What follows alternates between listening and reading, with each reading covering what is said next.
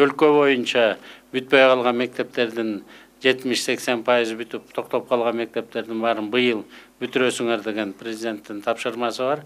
Биз ошо тапшырманы дагы ишке ашырайлы деп атабыз. Былтыр 59 мектепти бюджеттин эсебинен бүтүрдүк.